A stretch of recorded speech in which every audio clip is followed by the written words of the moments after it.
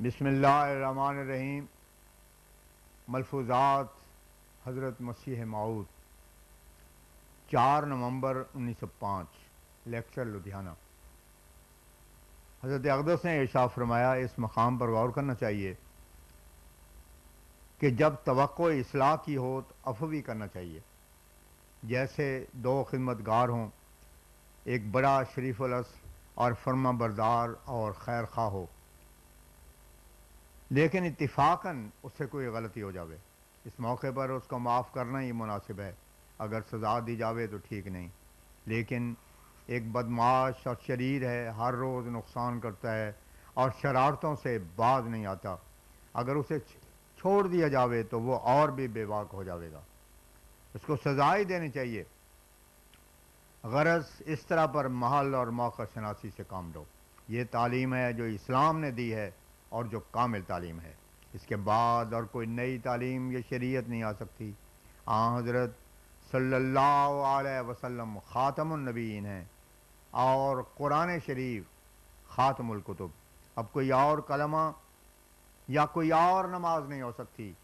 جو کچھ حضرت صلی اللہ علیہ وسلم نے فرمایا یا کر کے دکھایا، اور جو کچھ قرآن شریف میں اس کو چھوڑ کر نجات نہیں مل سکتی۔ جو اس کو چھوڑے گا وہ جہنم میں جاوے گا۔ یہ ہمارا مذہب اور عقیدہ ہے۔ مگر اس کے ساتھ یہ بھی یاد رکھنا چاہیے کہ اس امت کے لیے مخاطبات اور مکالمات کا دروازہ کھلا ہے، اور یہ دروازہ گویا قرآن مجید کی سچائی اور حضرت صلی اللہ علیہ وسلم کی سچائی پر ہر وقت تازہ شہادت ہے، اور اس کے لیے خدا تعالیٰ نے سورہ فاتحہ ہی میں یہ دعا سکھائی ہے، اہدنا الصراط المستقیم صراط الذین انعمت علیہم۔ انعمت علیہم کی راہ کے لیے یہ دعا سکھائی، تو اس میں انبیاء علیہ السلام کے کمالات کے حصول کا اشارہ ہے، اور یہ ظاہر ہے کہ انبیاء علیہ السلام کو جو کمال دیا گیا وہ معرفت الہی کا کمال تھا، وہ معرفت الہی ہی کا کمال تھا، اور یہ نعمت ان کو مکالمات اور مخاطبات سے ملی تھی۔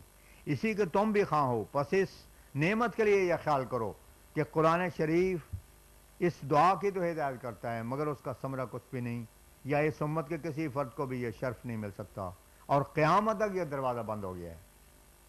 بتاؤ اسے اسلام اور حضرت صلی اللہ علیہ وسلم کی حد تک ثابت ہوگی یا کوئی خوبی ثابت ہوگی؟ میں سچ سچ کہتا ہوں کہ جو شخص یہ اعتقاد رکھتا ہے وہ اسلام کو بدنام کرتا ہے، اور اس نے مقصد شریعت کو سمجھا ہی نہیں۔ اسلام کے مقاصد میں سے تو یہ امر تھا کہ انسان صرف زبانی سے وحدہ لا شریک نہ کہے، بلکہ در حقیقت سمجھ لے، اور بہشت و دوزخ پر خیالی ایمان نہ ہو، بلکہ فی الحقیقت اسی زندگی میں وہ بہشتی کیفیات پر اطلاع پالے، اور ان گناہوں سے جن میں یہ واشی انسان مبتلا ہے نجات پالے۔ یہ عظیم الشان مقصد انسان کا تھا، اور یہ ایسا پاک مطہر مقصد ہے کہ کوئی دوسری قوم اس کے نظیر اپنے مذہب میں پیش نہیں کر سکتی، اور نہ اس کا نمونہ دکھا سکتی ہے۔ کہنے کے تو ہر ایک کہہ سکتا ہے، مگر وہ کون ہے جو دکھا سکتا ہو؟ میں نے آریوں سے، عیسائیوں سے پوچھا ہے کہ وہ خدا جو تم مانتے ہو اس کا کوئی ثبوت پیش کرو۔ نری زبانی لاف گزاف سے بڑھ کر وہ کچھ بھی نہیں دکھا سکتے۔ وہ سچا خدا جو قرآن شریف نے پیش کیا ہے، اس سے یہ لوگ ناواقف ہیں۔ اس پر اطلاع پانے کے لیے یہی ایک ذریعہ مکالمات کا تھا، جس کے سبب سے اسلام دوسرے مذاہب سے ممتاز تھا، مگر افسوس ان مسلمانوں نے میری مخالفت کی وجہ سے اس سے بھی انکار کر دیا۔ یقیناً یاد رکھو کہ گناہوں سے بچنے کی توفیق اس وقت مل سکتی ہے جب انسان پورے طور پر اللہ تعالیٰ پر ایمان لاوے۔ یہی بڑا مقصد انسانی زندگی کا ہے کہ گناہ کے پنجے سے نجات پالے۔ دیکھو ایک سانپ جو خوشنما معلوم ہوتا ہے، بچہ تو اس کو ہاتھ میں پکڑنے کی خواہش کر سکتا ہے اور ہاتھ بھی ڈال سکتا ہے، لیکن ایک عقل مند جو جانتا ہے کہ سانپ کاٹ کھائے گا اور ہلاک کر دے گا، وہ کبھی ضرورت نہیں کرے گا کہ اس کی طرف لپکے، بلکہ اگر معلوم ہو جاوے کہ کسی مکان میں سانپ ہے تو اس میں بھی داخل نہیں ہوگا۔ ایسے ہی زہر کو جو ہلاک کرنے والی چیز سمجھتا ہے تو اسے کھانے پر وہ دلیر نہیں ہوگا۔ بس اس طرح پر جب تک گناہ کو خطرناک زہر یقین نہ کر لے، اسے بچ نہیں سکتا۔ یہ یقین معرفت کے بدوں پیدا نہیں ہو سکتا۔ پھر وہ کیا بات ہے کہ انسان گناہوں پر اس قدر دلیر ہو جاتا ہے، باوجود کہ وہ خدا تعالیٰ پر ایمان لاتا ہے اور گناہ کو گناہ بھی سمجھتا ہے۔ اس کی وجہ بجوز اس کی اور کوئی نہیں کہ وہ معرفت اور بصیرت نہیں رکھتا جو گناہ سوچ فطرت پیدا کرتی ہے۔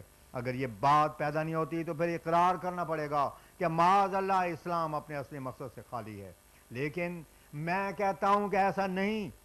یہ مقصد اسلام ہی کامل طور پر پورا کرتا ہے، اور اس کا ایک ہی ذریعہ ہے مکالمات اور مخاطبات الہیہ، کیونکہ اسی سے اللہ تعالیٰ کی ہستی پر کامل یقین پیدا ہوتا ہے، اور اسی سے معلوم ہوتا ہے کہ فی الحقیقت اللہ تعالیٰ گناہ سے بیزار ہے اور وہ سزا دیتا ہے۔ گناہ ایک ظاہر ہے جو اول صغیرہ سے شروع ہوتا ہے اور پھر کبیرہ ہو جاتا ہے اور انجام کا کفر تک پہنچا دیتا ہے۔ میں جملہ معترضہ کے طور پر کہتا ہوں کہ اپنی اپنی جگہ پر ہر قوم کو فکر لگا ہوا ہے کہ ہم گناہ سے پاک ہو جائیں۔ مثلا عاریہ صاحبان نے تو یہ بات رکھی ہوئی ہے کہ بجز گناہ کی سزا کے اور کوئی صورت پاک ہونے کی ہے ہی نہیں۔ ایک گناہ کے بدلے کئی لاکھ جرمیں ہیں، جب تک انسان ان جرموں کو نہ بھگت لے وہ پاک ہی نہیں ہو سکتا۔ مگر اس میں بڑی مشکلات ہیں، سب سے بڑھ کر یہ کہ جب کہ تمام مخلوقات گناہ گاری ہے تو اس سے نجات کب ہوگی؟ اور اس سے بھی عجیب بات یہ ہے کہ ان کے ہاں یہ امر مسلمہ ہے کہ نجات یافتہ بھی ایک عرصے کے بعد مفتی خانے سے نکال دیے جائیں گے۔ تو پھر اس نجات سے فائدہ ہی کیا ہوا؟ جب یہ سوال کیا جاوے کہ نجات پانے کے بعد کیوں نکالتے ہو، تو بعض کہتے ہیں کہ نکالنے کے لیے گناہ باقی رکھ دی جاتا ہے۔ آپ غور کر کے بتاؤ کہ کیا یہ قادر خدا کا کام ہو سکتا ہے؟ اور پھر جب کہ ہر نفس اپنے نفس کا خود خالق ہے، خدا تعالیٰ اس کا خالق ہی نہیں معاذ اللہ، تو اسے حاجت ہی کیا ہے کہ وہ اس کا ماتحت رہے؟ دوسرا پہلو عیسائیوں کا ہے، انہوں نے گناہ سے پاک ہونے کا ایک پہلو سوچا ہے، اور وہ یہ ہے کہ حضرت عیسیٰ کو خدا اور خدا کا بیٹا مان لو اور پھر یقین کر لو کہ اس نے ہمارے گناہ اٹھا لیے اور وہ صلیب کے ذریعے سے لعنتی ہوا، نعوذ باللہ من ذالک۔ اب غور کرو کہ حصول نجات کو اس طریق سے کیا تعلق؟ گناہوں سے بچانے کے لیے ایک اور بڑا گناہ تجویز کیا کہ انسان کو خدا بنایا گیا۔ کیا اس سے بڑھ کر کوئی اور گناہ ہو سکتا ہے؟ پھر خدا بنا کر اسے مان ملعون بھی قرار دیا، اس سے بڑھ کر گستاخی اور بے ادبی اللہ تعالیٰ کی کیا ہوگی؟ ایک کھاتا پیتا حوائج کا محتاج خدا بنا لیا گیا، حالانکہ تورات میں لکھا تھا کہ دوسرا خدا نہ ہو، نہ آسمان پر نہ زمین پر۔ پھر دروازوں اور چوکھٹوں پر یہ تعلیم لکھی گئی تھی، اس کو چھوڑ کر یہ نیا خدا تراشا گیا جس کا کچھ بھی پتہ تورات میں نہیں ملتا۔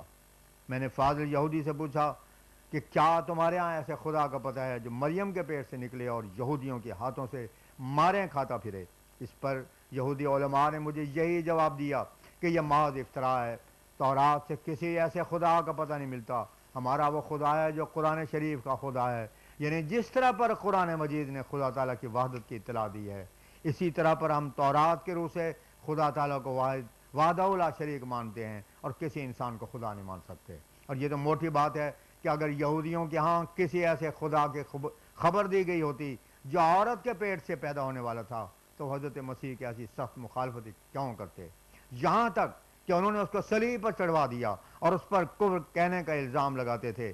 اس سے صاف معلوم ہوتا ہے کہ وہ اس امر کو ماننے کے لیے قطعاً تیار نہ تھے۔ غرض عیسائیوں نے گناہ کے دور کرنے کا جو علاج تجویز کیا ہے وہ ایسا علاج ہے جو بجائے خود گناہ کو پیدا کرتا ہے، اور اس گناہ کو نجات پانے کے ساتھ کوئی تعلق ہی نہیں ہے۔ انہوں نے گناہ کے دور کرنے کا گناہ تجویز کیا جو کسی حالت اور صورت میں مناسب نہیں۔ یہ لوگ اپنے نادان دوست ہیں، اور ان کی مثال اس بندر کی سی ہے جس نے اپنے آقا کا خون کر دیا تھا اپنے بچاؤ کے لیے، اور گناہوں سے نجات پانے کے لیے ایک ایسا گناہ تجویز کیا جو کسی صورت میں بخشا نہ جاوے، یعنی شرک کیا اور عاجز انسان کو خدا بنا لیا۔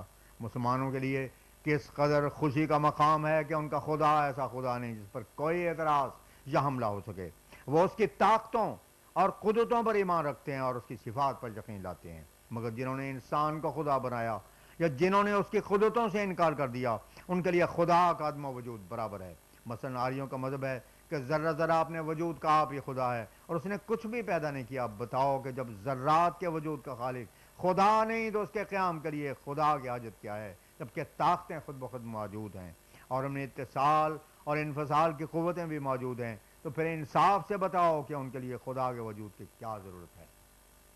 میں سمجھتا ہوں کہ اس عقیدے کے رکھنے والے آریوں اور دیریوں میں 19 اور 20 کا فرق ہے۔ اب اسلام ایک ایسا مذہب ہے جو کامل اور زندہ مذہب ہے، اور وقت آ گیا ہے کہ پھر اسلام کی عظمت شوکت ظاہر ہو، اور اسی مقصد کو لے کر میں آیا ہوں۔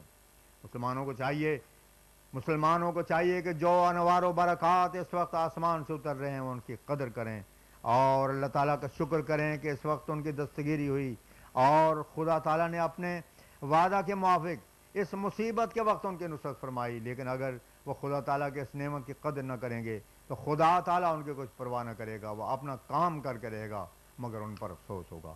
میں بڑے زور سے اور پورے یقین اور بصیرت سے کہتا ہوں کہ اللہ تعالیٰ نے ارادہ فرمایا ہے کہ دوسرے مذاہب کو مٹا دے اور اسلام کو غلبہ اور قوت دے۔ اب کوئی ہاتھ اور طاقت نہیں جو خدا تعالیٰ کے اس ارادے کا مقابلہ کرے، وہ فعال لما یرید ہے۔ مسلمانوں یاد رکھو، اللہ تعالیٰ نے میرے ذریعے تمہیں یہ خبر دے دی ہے اور میں نے اپنا پیام پہنچا دیا ہے، اب اس کو سننا نہ سننا تمہارے اختیار میں ہے۔ یہ سچی بات ہے کہ حضرت عیسیٰ علیہ السلام وفات پا چکے ہیں، اور میں خدا تعالیٰ کی قسم کھا کر کہتا ہوں کہ جو موعود آنے والا تھا وہ میں ہی ہوں۔ اور یہ بھی پکی بات ہے کہ اسلام کی زندگی عیسیٰ کے مرنے میں ہے۔